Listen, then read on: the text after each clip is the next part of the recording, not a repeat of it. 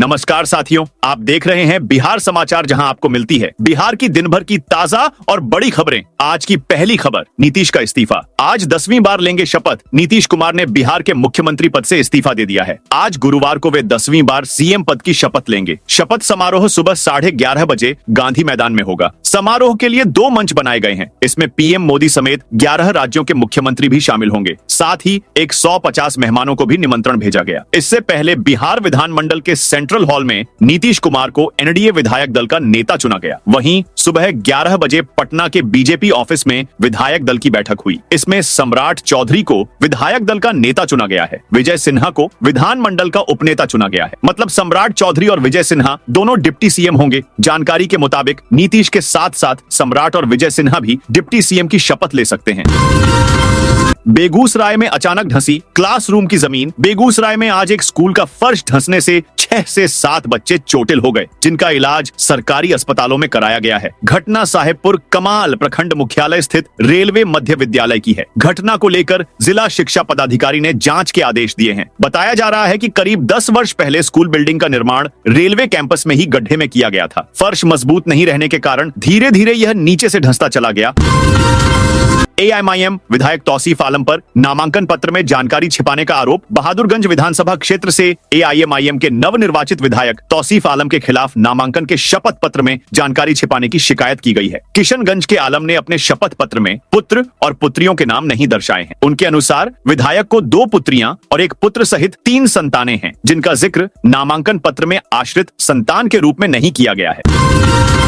विधानसभा चुनाव में हार को लेकर कांग्रेस का मंथन पूर्णिया। शहर के कांग्रेस ऑफिस गोकुल कृष्ण आश्रम में जिला कांग्रेस कमेटी की बैठक आयोजित की गई। इसमें जिले भर के सभी प्रमुख कांग्रेस नेता और कार्यकर्ता मौजूद रहे। बैठक की अध्यक्षता जिलाध्यक्ष विजेंद्र यादव ने की। उन्होंने कहा कि बिहार विधानसभा चुनाव में कांग्रेस के निराशाजनक प्रदर्शन पर गंभीर समीक्षा की आवश्यकता है। इसके लिए सभी विधानसभा क्षेत्रों में 1 सप्ताह के अंदर समीक्षा बैठक बुलाई जाएगी।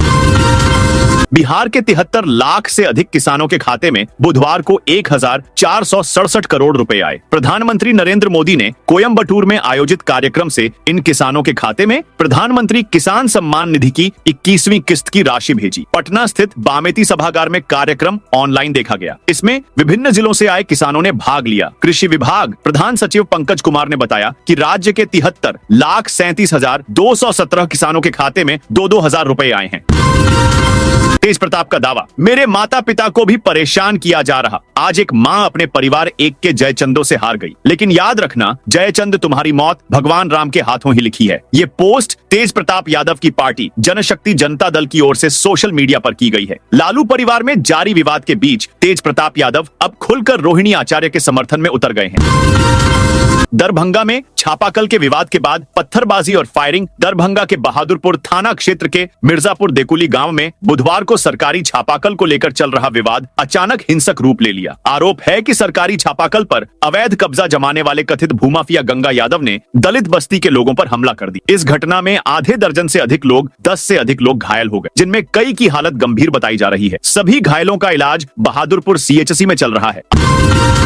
आधार कार्ड पर सिर्फ फोटो और क्यूआर कोड होगा। फोटोकॉपी से होने वाले मिसयूज रोकने UIDAI बना रही नियम। भारतीय विशिष्ट पहचान प्राधिकरण आधार कार्ड नए सिरे से डिजाइन करने पर विचार कर रहा है। भविष्य में आधार कार्ड केवल धारक की फोटो और क्यूआर कोड वाला हो सकता है, यानी कार्ड पर आधार नंबर, नाम, पता, जन्मतिथि, अन्य बायोमेट्रिक जानकारी नहीं होंगी। खास तौर से होटलों, टेलीकॉम सिम बेचने वाले, कॉन्फ्रेंस, सेमिनार वगैरह के आयोजक आपके आधार की फोटोकॉपी का गलत इस्तेमाल नहीं कर पाएंगे। UIDAI दिसंबर 2025 में नए नियम लागू करने की योजना बना रहा है। इसके लिए UIDAI जल्द ही आधार का नया मोबाइल ऐप लॉन्च करेगा।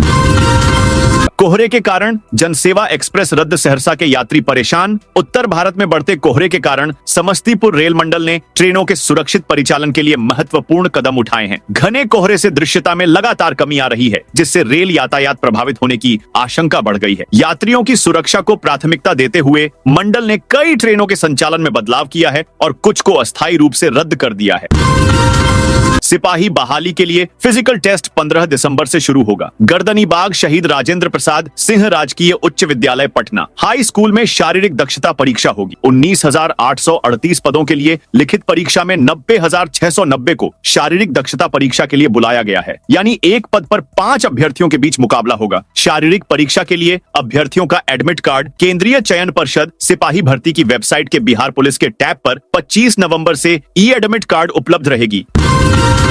आरजेडी ऑफिस के बाहर जला संजय यादव का पुतला। पटना में बुधवार को राजद के यूथ विंग के नेताओं ने पार्टी ऑफिस के बाहर संजय यादव का पुतला जलाया। कार्यकर्ताओं ने संजय हटाओ राजद बचाओ के नारे लगाए। संजय यादव को हरियाणा भेजने की बात कही। समर्थकों ने कहा लालू यादव जी ने संघर्ष करके पार्टी को खड़ा किया है, संजय यादव जैसे लोगों ने पार्टी को मिट्टी में मिला दिया है। संजय यादव एंड कंपनी को बाहर करना चाहिए। चोर को कोई नहीं लाता, वो हमारे नेता को हाईजैक कर रहा है। बिहार को बिहारी चलाएंगे, हरियाणवी नहीं चलाएंगे। लालू यादव के करीबी सीए अमित कात्याल दूसरी बार गिरफ्तार। राजद सुप्रीमो लालू यादव के करीबी सीए अमित कात्याल पर एक बार फिर से कार्रवाई हुई है। प्रवर्तन निदेशालय ईडी ने अमित को गिरफ्तार कर लिया है। अमित के खिलाफ दिल्ली पुलिस की आर्थिक अपराध इकाई ने 300 करोड़ रुपए से अधिक के फर्जीवाड़ा मामले में एफआईआर दर्ज की थी। मामला बड़ा होने के कारण प्रवर्तन निदेशालय ईडी ने दिल्ली पुलिस से इस केस को टेक ओवर किया था। जांच में फर्जीवाड़ा का सबूत मिलने के बाद ही ईडी ने अमित कात्याल को गिरफ्तार किया है।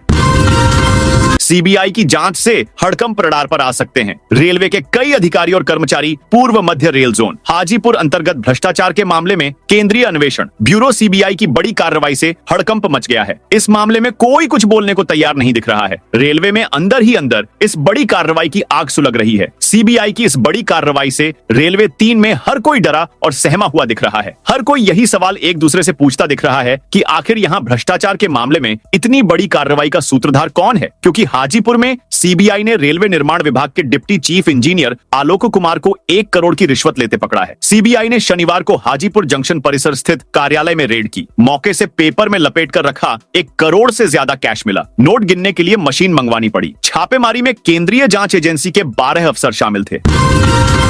अब राज्यसभा में लगेगा महागठबंधन को अगला झटका। रणनीतिक खामियां राजद को अभी आगे भी टीस देती रहेंगी, विशेषकर पर्दे के पीछे के उन रणनीतिकारों को जिन पर करारी पराजय के साथ पारिवारिक विघटन का भी लांछन लग रहा है। अगर यही परिस्थिति रही और संख्या बल भी, तो बिहार विधानसभा के अगले चुनाव तक राज्यसभा में राजद का प्रतिनिधित्व शून्य हो जाएगा। पार्टी के 3 दशक के इतिहास में ऐसा पहली बार होगा जो तेजस्वी यादव की राष्ट्रीय महत्वाकांक्षा के लिए तगड़ा झटका होगा। तेजस्वी सहित इस बार राजद के मात्र 25 विधायक हैं।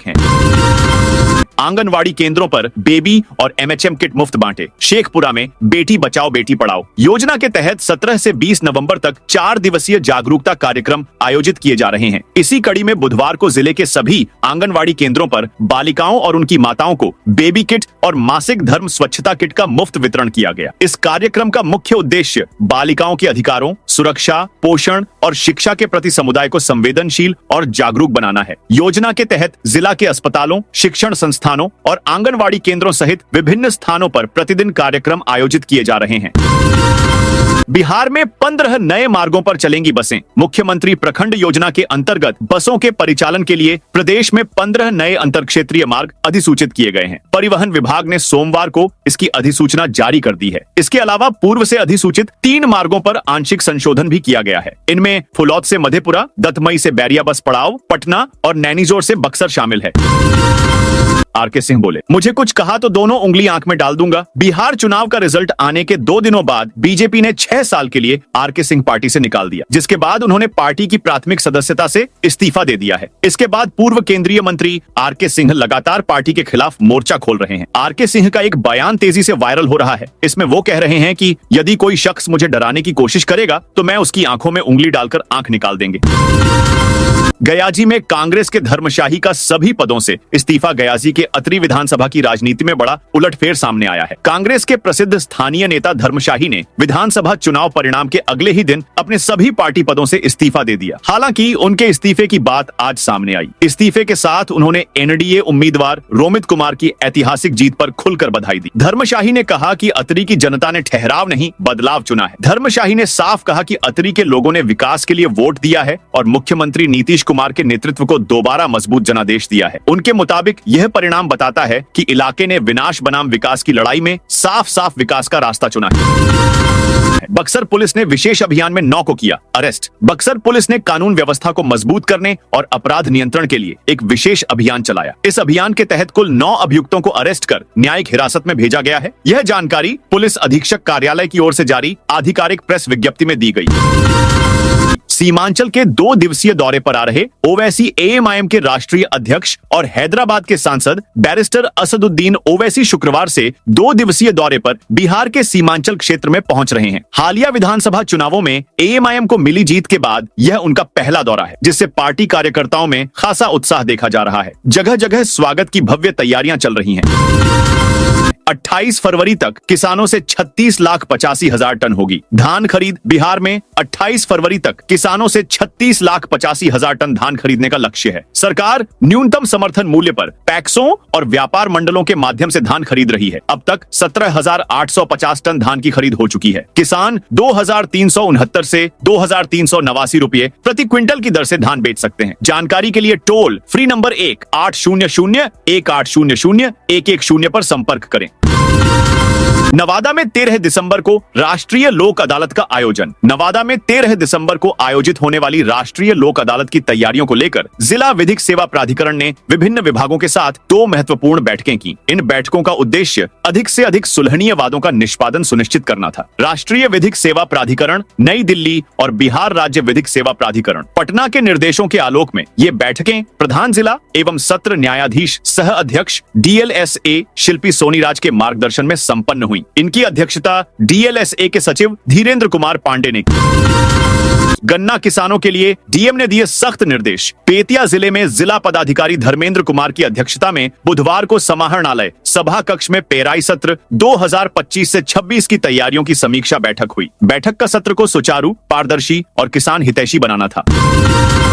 पटना जंक्शन की तर्ज पर पाटलिपुत्र सहित 5 स्टेशन होंगे। हाईटेक दानापुर रेल मंडल यात्रियों की सुविधा बढ़ाने के लिए स्टेशनों को आधुनिक रूप देने की दिशा में बड़ा कदम उठा रहा है। पटना जंक्शन के बाद अब पाटलिपुत्र, राजेंद्र नगर टर्मिनल, आरा, बिहार शरीफ और बक्सर स्टेशन पर उन्नत सूचना तंत्र स्थापित किए जा रहे हैं। इन सभी स्टेशनों पर यात्रियों को रियल टाइम जानकारी देने के लिए सूचना प्रणाली का पूरी तरह डिजिटाइजेशन किया जा रहा है। स्टेशनों के सभी प्लेटफॉर्म पर 25 से अधिक टीवी स्क्रीन लगाई जा रही है, जिनसे यात्रियों को ट्रेन के आगमन, प्रस्थान और प्लेटफॉर्म संख्या की जानकारी तत्काल मिल सकेगी। दिल्ली से शुरू हुई ट्रॉफी यात्रा पहुंची पटना। राज्यपाल ने किया शुभारंभ। Hockey mains junior world cup 2025 की ट्रॉफी देश भर में चल रही अपनी खास यात्रा के दौरान आज पटना पहुंची है। राजभवन के दरबार हॉल में बिहार के राज्यपाल आरिफ मोहम्मद खान ने दीप जलाकर ट्रॉफी का स्वागत किया। 7 नवंबर को दिल्ली से शुरू हुई यह ट्रॉफी यात्रा पूरे देश में घूम रही है। इसका उद्देश्य युवाओं में हॉकी के प्रति उत्साह बढ़ाना और वर्ल्ड कप के आयोजन की जानकारी हर जगह पहुंचाना है। यह यात्रा 20 शहरों से होकर गुजर रही है और 20 नवंबर को केरल में खत्म होगी। विधानसभा चुनाव में शांतिपूर्ण योगदान के लिए पुलिस की सराहना जमुई के खैरा बाजार स्थित एक निजी विवाह भवन में बुधवार को एसपी विश्वजीत दयाल की अध्यक्षता में मासिक अपराध गोष्ठी का आयोजन किया गया। इस दौरान एसपी ने विधानसभा चुनाव के शांतिपूर्ण एवं सफल आयोजन के लिए पुलिस पदाधिकारियों के कार्यों की प्रशंसा की। एसपी ने कहा कि पुलिस पदाधिकारियों की मेहनत और लगन के कारण ही जमुई जिले में विधानसभा चुनाव शांतिपूर्ण और निष्पक्ष तरीके से संपन्न हो सके। लखीसराय में स्टेट लेवल कबड्डी मुकाबलों की शुरुआत। लखीसराय में 3 दिवसीय राज्य स्तरीय कबड्डी प्रतियोगिता गुरुवार को शुरू हुई। जिलाधिकारी मिथिलेश मिश्र और पुलिस अधीक्षक अजय कुमार ने संयुक्त रूप से इसका उद्घाटन किया। इस अवसर पर बड़ी संख्या में खिलाड़ी, खेल पदाधिकारी और स्थानीय खेल प्रेमी उपस्थित रहे। इस राज्य स्तरीय प्रतियोगिता में बिहार के 9 प्रमंडलों पटना, तिरहुत, सारण, दरभंगा, कोशी, पूर्णिया, भागलपुर, मुंगेर और मगध से टीमें भाग ले रही हैं। प्रत्येक प्रमंडल से अंडर 14, अंडर 16 और अंडर 19 आयु वर्ग की 3 टीमें बनाई गई हैं। गयाजी में कांग्रेस के धर्मशाही का सभी पदों से इस्तीफा। गयाजी के अतरी विधानसभा की राजनीति में बड़ा उलटफेर सामने आया है। कांग्रेस के प्रसिद्ध स्थानीय नेता धर्मशाही ने विधानसभा चुनाव परिणाम के अगले ही दिन अपने सभी पार्टी पदों से इस्तीफा दे दी। हालांकि उनके इस्तीफे की बात आज सामने आई। इस्तीफे के साथ उन्होंने एनडीए उम्मीदवार रोमित कुमार की ऐतिहासिक जीत पर खुलकर बधाई दी। धर्मशाही ने कहा कि अतरी की जनता ने ठहराव नहीं, बदलाव चुना है। धर्मशाही ने साफ कहा कि अतरी के लोगों ने विकास के लिए वोट दिया है और मुख्यमंत्री नीतीश कुमार के नेतृत्व को दोबारा मजबूत जनादेश दिया है। उनके मुताबिक यह परिणाम बताता है कि इलाके ने विनाश बनाम विकास की लड़ाई में साफ साफ विकास का रास्ता चुना है। भागलपुर के कहलगांव में एयर स्ट्रिप बनाएगा अडानी पावर लिमिटेड। भागलपुर के पीरपैंती थर्मल पावर प्लांट के निर्माण में जुटी अडानी पावर लिमिटेड ने जिला प्रशासन से हवाई पट्टी के लिए जमीन की मांग की है। इस संबंध में अडानी पावर लिमिटेड की ओर से एक चिट्ठी लिखी गई है, जिसमें जिला प्रशासन से करीब 100 मीटर चौड़ी और 2000 मीटर लंबाई वाले आकार की जमीन की डिमांड की गई है। कंपनी के पत्र को लेकर भागलपुर के डीएम नवल किशोर चौधरी ने कहलगांव के एसडीओ को निर्देश दिए हैं। पिंक बस चलाने को महिला चालकों को मिलेगा प्रशिक्षण। बिहार में महिलाओं के लिए चल रही पिंक बसों के लिए महिलाओं के लिए चालकों को प्रशिक्षण दिया जाएगा। इसके लिए 15 दिसंबर से आवेदन लिए जाएंगे। परिवहन विभाग की कोशिश है कि 20 जनवरी 2026 से महिला चालकों को औरंगाबाद के आईडीटीआर में 2 सप्ताह का विशेष प्रशिक्षण शुरू कर दिया जाए। विभागीय जानकारी के अनुसार महिला चालक का प्रशिक्षण लेने के लिए HMV heavy motor vehicle licence धारक या LMV light motor vehicle licence धारक होना जरूरी है। साथ ही 3 से ज्यादा वर्षों का ड्राइविंग अनुभव और 21 से 40 वर्ष के बीच का उम्र होना जरूरी है। मधुबनी में 2 दिवसीय जॉब कैंप का आयोजन। मधुबनी में बेरोजगार युवाओं को निजी क्षेत्र में रोजगार के अवसर प्रदान करने के उद्देश्य से श्रम संसाधन विभाग और जिला नियोजनालय की तरफ से 2 दिवसीय नियोजन जॉब कैंप का आयोजन किया जा रहा है। यह कैंप 24 नवंबर 2025 और 27 नवंबर 2025 को जिला परिषद कैंपस मधुबनी में आयोजित होगा। भूख हड़ताल पर बैठे छात्र नेता DMCH में एडमिट दरभंगा की ललित नारायण मिथिला यूनिवर्सिटी कैंपस में मिथिला स्टूडेंट यूनियन की अनिश्चितकालीन भूख हड़ताल बुधवार को तीसरे दिन भी जारी रही। आंदोलन कर रहे छात्र लगातार 72 घंटे से अन्न और पानी त्याग कर धरने पर डटे हैं, जिससे उनकी तबीयत बिगड़ रही है। डॉक्टरों की टीम की ओर से नियमित स्वास्थ्य जांच की जा रही है, फिर भी छात्र अपने संकल्प से पीछे हटने को तैयार नहीं है। 16 घंटे में 6562 यात्री पकड़ाए, 55.37 लाख रुपए जुर्माना। समस्तीपुर रेल मंडल के निर्देश, सहरसा जंक्शन पर बिना टिकट और बिना उचित प्राधिकार यात्रा रोकने के लिए एक व्यापक मेगा टिकट जांच अभियान चलाया गया। यह अभियान 16 घंटे तक चला, जिसमें मंडल के प्रमुख स्टेशनों और ट्रेनों में सघन जांच की गई। समस्तीपुर रेल मंडल के वाणिज्य अधिकारी ने बुधवार को जानकारी दी। उन्होंने बताया कि यह अभियान सुबह 6 बजे से रात 10 बजे तक जारी रहा। इस दौरान मंडल प्रशासन ने किलाबंदी रणनीति अपनाई। स्टेशनों के सभी प्रवेश व निकास द्वार, फुटओवर ब्रिज, प्रतीक्षालय और प्लेटफॉर्मों पर विशेष टिकट जांच दल तैनात किए गए थे। समस्तीपुर पुलिस ने 1476 लीटर अवैध शराब पकड़ी। समस्तीपुर पुलिस ने अवैध शराब कारोबारियों के खिलाफ बड़ी कार्रवाई की है। रोसड़ा थाना पुलिस ने देर रात छापेमारी कर एक हाईवा ट्रक और एक मालवाहक टेम्पो से कुल 1068 लीटर अवैध शराब पकड़ी। इस दौरान शराब तस्कर अंधेरे का फायदा उठाकर फरार हो गए। कैंसर मरीजों के लिए समस्तीपुर से रोजाना चलाई जाए ट्रेन। समस्तीपुर रेलवे मंडल रेल यात्री परामर्शदात्री समिति की द्वितीय बैठक बुधवार को मंडल के मंथन सभागार में हुई। अध्यक्षता DRM ज्योति प्रकाश मिश्रा एवं संचालन वरिष्ठ मंडल वाणिज्य प्रबंधक अन्या स्मृति ने किया। रेलवे स्टेशनों पर गंदगी फैलाने के खिलाफ रेल प्रशासन सख्त। स्टेशन परिसर में गंदगी फैलाने वाले यात्रियों पर रेल प्रशासन सख्त है। इस वर्ष अप्रैल से अक्टूबर तक ट्रेनों एवं स्टेशन परिसर में गंदगी फैलाने वाले 2864 यात्रियों के खिलाफ कार्रवाई 2024 करते हुए जुर्माने के रूप में 5,84,000 रुपए वसूल किए गए। पूर्व मध्य रेल के मुख्य जनसंपर्क अधिकारी सरस्वती चंद्र ने बुधवार को यह जानकारी दी है। उन्होंने कहा कि रेलगाड़ियों एवं स्टेशन परिसर को साफ सुथरा रखने के लिए हर संभव कदम उठाया जाता है। रेलवे स्टेशनों पर नियमित रूप से साफ सफाई और सैनिटाइजेशन 2 का काम किया जाता है। पिछले माह दानापुर मंडल के प्रमुख स्टेशनों पर मशीनीकृत और मैनुअल रात्रि धुलाई के लिए 14 अक्टूबर से 30 अक्टूबर तक 15 दिनों का विशेष अभियान भी चलाया गया था। तो दोस्तों, यह थी आज बिहार की दिन भर की ताजा और बड़ी खबरें। अब कल मिलते हैं नई खबरों के साथ।